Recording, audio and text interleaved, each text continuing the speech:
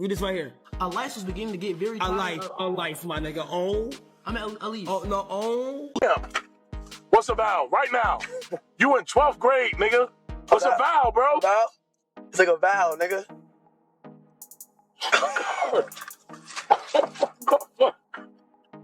Oh my God. Now he's out here answering a question about African countries by listing North, South, East, and West Africa.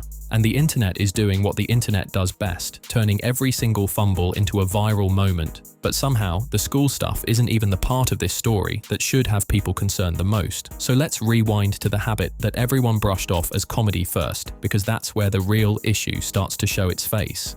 What are you have a real Rolls Royce? Slow down, nigga. Why do you keep countries in Africa? South Africa, North Africa, East Africa, and West Africa, nigga. Fuck are you talking about? Rakai has this way of talking where full sentences just get mashed down into a couple of sounds, and his fan base rides for him hard on this, calling it normal teenage slang. And look, to be fair, speaking fast and clipping words is common. A lot of people do it. It's not some rare thing. But this crosses over into different territory when the people literally sitting next to you cannot follow a single thing coming out of your mouth. But listen, and like how look. But I don't know, man. I was in my soul. Yo, run that by me again, bro. But I don't know, man. I was in my soul. When your brain is outrunning your words by 3 laps and somebody has to physically cut you off just to say, slow down, that's not some new wave dialect people aren't hip to. Yo, is he the first human being that speaks 0 languages, bro?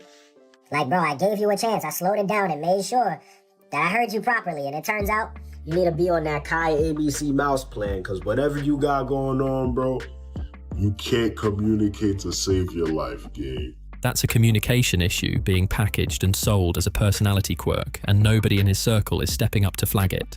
My bad, my beep bad. Ben is cracking jokes about it, sure, but the message behind the humor is dead serious. Rakai gets jammed up in the middle of one thought, and before he's even finished processing it, he's already sprinting into the next one with 0 pause, 0 reset, 0 awareness that the last sentence didn't even land, and instead of anybody in his orbit treating that like something he could work on, something he could actually improve with a little effort, it just becomes another clip that racks up views, and the whole conversation moves on like nothing happened. But here's what really hits different about this whole thing. Bro, so what do you do? Like this? I'm like, this. On the phone. What? What about this? On the phone. What? What about this? Bro, that's what the fuck you doing? It's not just that people find it funny, it's that younger viewers, kids watching these streams in real time, have started mimicking the whole delivery, word for word, stutter for stutter. Because once a creator at that level gets rewarded for a habit, that habit stops looking like a flaw and starts looking like a cheat code to success. They're copying everything, the speed, the intensity, the non-stop cursing, the whole idea that being completely incomprehensible somehow equals being more entertaining. And that mentality is spreading fast, way faster than anyone seems to care about. This is exactly why you can't just wave it off as one kid who talks different. Rakai has the kind of reach where other young people are already adopting his weakest tendencies and wearing them like a badge of honor. Awesome. Which you could get a little bit of something to it. Wow, man. Check any? And when what's being imitated is the disrespect and the confusion rather than any real skill or creativity, the whole thing stops being harmless real quick. Now there is one defense people try to run with. Maybe Rakai only sounds like this because he's hype on stream and he's just trying to match the energy of a fast-paced conversation. Fine, that's a reasonable thought on paper. But the reading clip wipes that excuse clean off the table. Because in that moment, there's nobody talking over him. There's no argument happening, no debate to win. Never forget the bev. Never. Don't ever talk back saying you forgot your drink.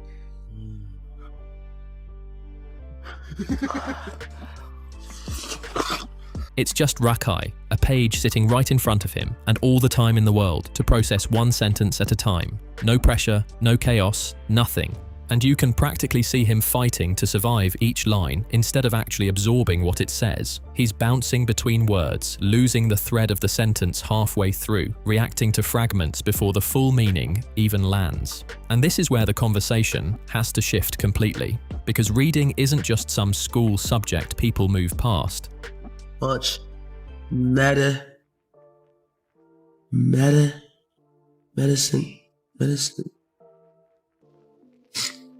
But fuck this shit, bro. I don't know, bro. I don't know. You can't even talk. Read this. Come on. Read this right here. Right here. Our life was beginning to get very A life, my nigga. Own. I mean, at least. Oh, no, own. Yeah, go fast. A life. Yeah, try to read fast. Come on, go back. Go A fucking back. Reading is the foundation underneath everything.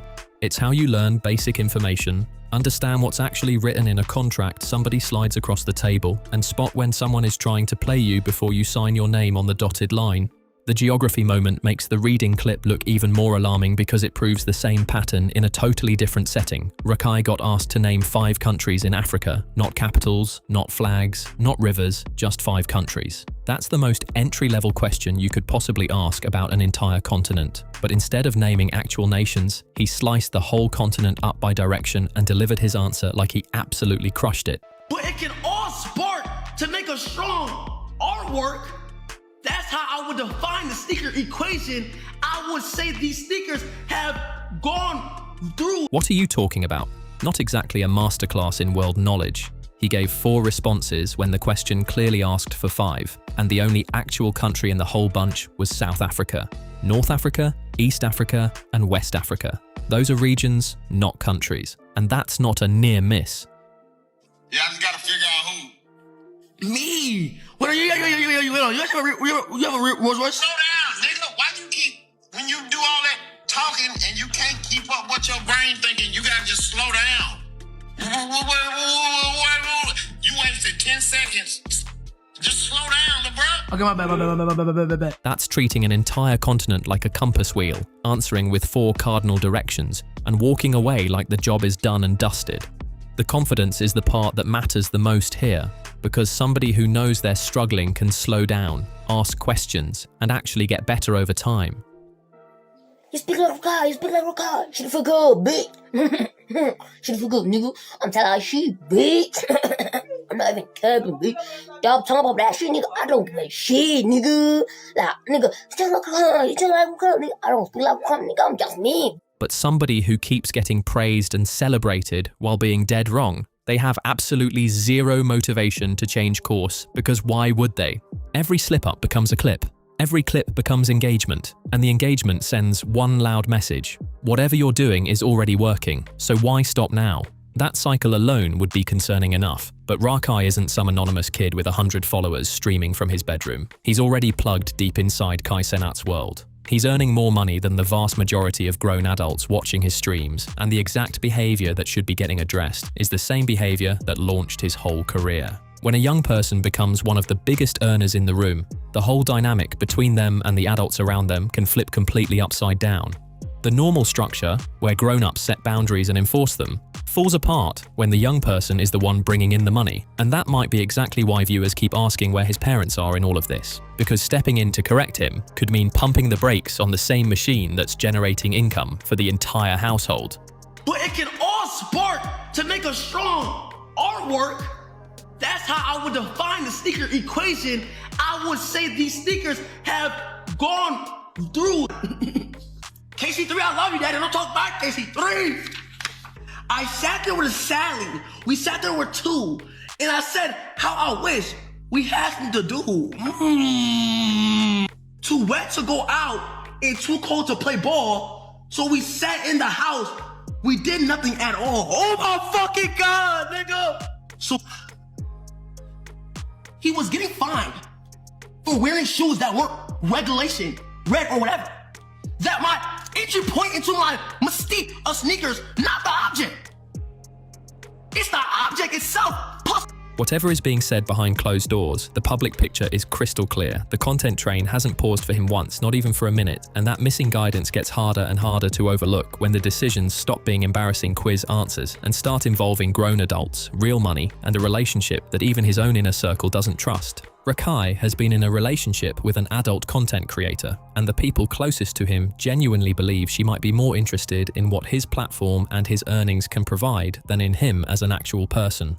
Tota straight up told Rakai that the relationship looks one-sided, that the respect isn't mutual, and that the money involved changes how the whole situation needs to be examined from top to bottom. And at his age, these are exactly the kinds of situations where he needs people around him asking the hard questions, especially when the other person in the equation can also tap into a massive audience that skews young. Countries in Africa. South Africa, North Africa, East Africa, and West Africa, nigga. Donated $2 through Super What are you talking about? Reggie came at it from a completely different angle. His concern wasn't about the emotions, it was more about the public nature of her work and what that dynamic would look like inside the relationship long term. You don't have to co-sign every piece of their reasoning to understand why Rakai's own close friends, the people who actually know him day to day, think he's walking into something he hasn't fully thought through. Rakai's response was basically that it doesn't matter who looks because nobody else can physically be with her. And that shrinks the entire issue down to one narrow, specific boundary, while completely ignoring everything else his friends were trying to flag. The money, the attention, the massive gap in life experience, the public scrutiny, none of that evaporates just because he's got one rehearsed answer locked and loaded. Because she don't have respect for you. Because it's crazy, bro. Okay, it's good. She walk, but she don't have respect for you, bro. She like you money. She don't like you, bro. Yeah, bro. Huh? Because you have girlfriend. She have OnlyFans, internet, and every boy's look OnlyFans. She don't have respect for you. She don't like you. She like you money, bro. Come on, bro. You understand me, bro?